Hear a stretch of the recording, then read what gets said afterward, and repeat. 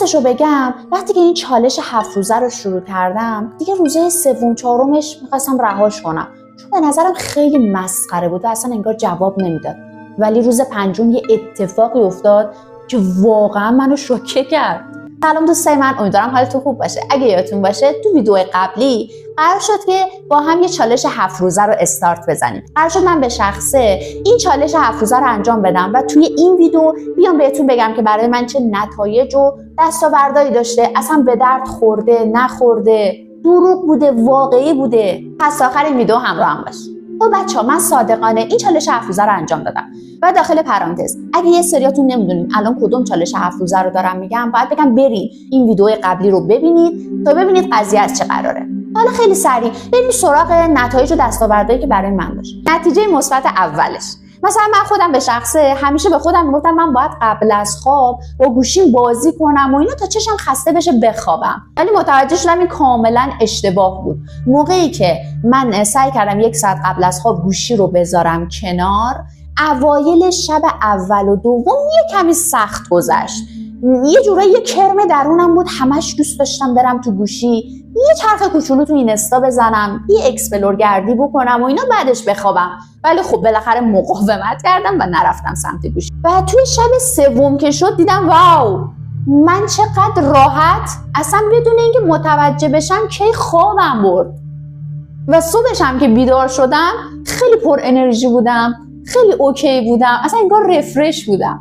نتیجه دومی که برام داشت، حقیقتا من فکر نمی‌کردم که نور مستقیم خورشید اینقدر بتونه تاثیرگذار باشه.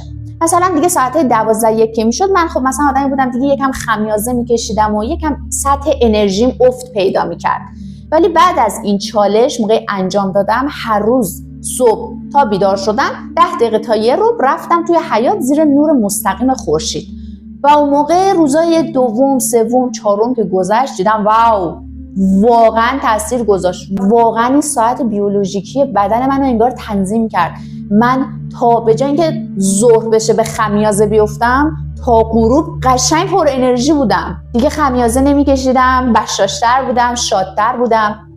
و یه چیز خیلی جالبتر، روز اول، روز دوم این 10 دقیقه رو زیر نور آفتاب من حس می‌کردم چشام می‌بستم و چند تا نفس عمیق میکشیدم. ولی روز سوم به بعد متوجه یه چیز جالب شدم. ناخودآگاه وقتی که جلوی نور خورشید قرار میگرفتم و چشامو میبستم و نفس عمیق میکشیدم، کاملا ناخودآگاه، خدایی کاملا ناخودآگاه یک لبخندی روی لبای من میومد. ببین خیلی عجیب بودا. من اصلا نمیخواستم بخندم، لبخند بزنم، یا اصلا اون لحظه یاد یه خاطره خنده‌دار نمیافتادم. اصلا یه جوری بود که انگار بدنم داشت لبخند میزد، حالش خوب بود و این واقعا برای من جالب بود. به شما هم پیشنهاد میکنم این یه مورد رو اگه برین امتحان کنین، مطمئنم روز دوم به سوم نرسیده شما هم ناخودآگاه جلوی خورشید چشا بسته چند تا نفس عمیق لبخند میزنی. اصلا ببین خیلی باحال بود، خیلی. من واقعا بهت پیشنهاد میدم اینو امتحانش کنی. و نتیجه مثبت سوم، تمرکزم خیلی بیشتر شد. اگه تو ویدیوهای قبلی رو دیده باشین، یکی از قوانین این چالش 7 روزه این بود که نوتیفیکیشن های گوشیتون رو آف کنید. دقیقاً من این کارو کردم. اولش یه کرم درونی بهت میاد روز اول دوم که مثلا نکنه الان یه خبری شده، یه پیامی اومده که من ازش تو اینستاگرام بیخبرم و الان نکنه اتفاق خاصی افتاد و اینا. ولی روزهای دوم به بعد براتون عادی میشه.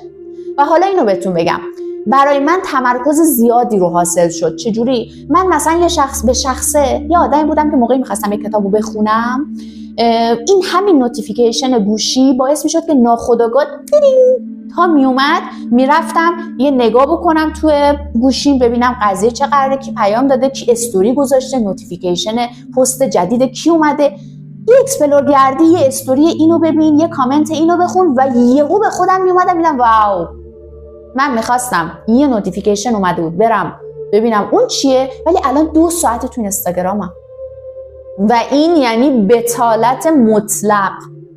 ولی وقتی که تو این چالش این نوتیفیکیشن های گوشیمو آف کردم، بی صدا کردم دیگه، بعدش که میرفتم یه چیزی مطالعه کنم هیچ چیزی منو گول نمیزد ذهنم و هیچ صدایی منو سمت گوشی نمیبرد و من یهو به خودم اومدم دیدم واو 1 ساعت نشستم پای این کتاب و یه مطالعه مفید کردم. یا مثلا میخواستم برم خاک گلدونامو عوض کنم، آقا 1 ساعت مفید رفتم اون کارو انجام دادم بدون اینکه این صدای نوتیفیکیشن گوشی منو وسوسه کنه که برم ببینم توش چه خبره. این خیلی برای من خوب بود. حالا این وسطاش یه جاهایی هم شکست خوردم، اونم بیام بهتون بگم.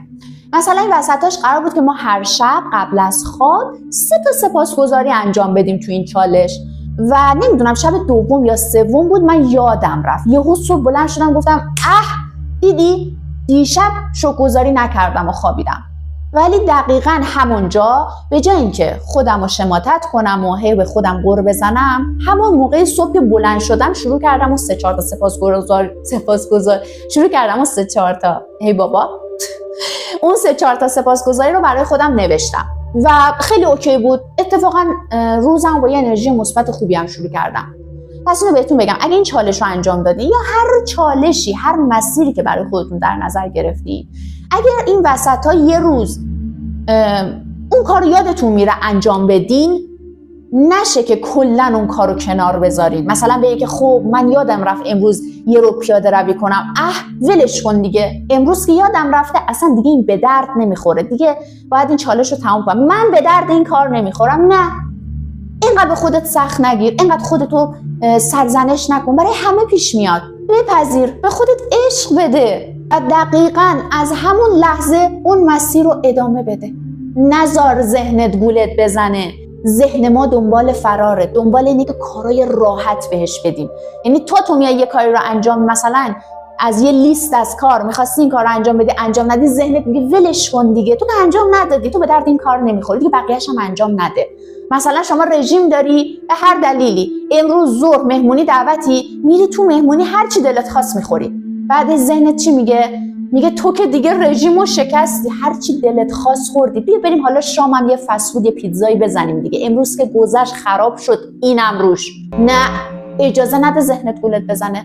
از همون لحظه‌ای که اون اتفاق افتاد خودتو ببخش، به خودت عشق بده، بگو اوکی برای همه پیش میاد، اشکال نداره، قربونت بشم و اون مسیر رو دوباره ادامه بده.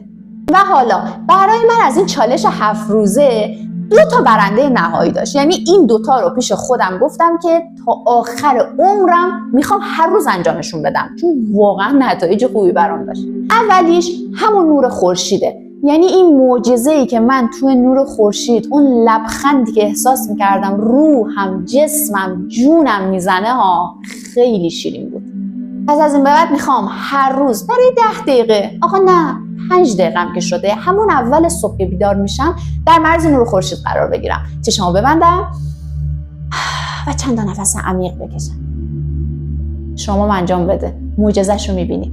و دومین برنده من خاموش کردن نوتیفیکیشن های گوشیم. خیلی به تمرکزم کمک کرد، خیلی باعث شد که من یه موقع‌های زمان کم نیارم و به همه کار و زندگیم بهتر برسم، به جای اینکه یهو به خودم بیام و ببینم 2 ساعت 3 ساعت توی یوتیوبم یا توی اینستاگرامم یا توی پیج‌های خبری تلگرامم از همون زمان یه استفاده خیلی بهتر انجام میدادم. پس این تله نوتیفیکیشن گوشی رو برای خودت حل کن. نوتیفیکیشن گوشی رو به نظر من برای خودت آف کن.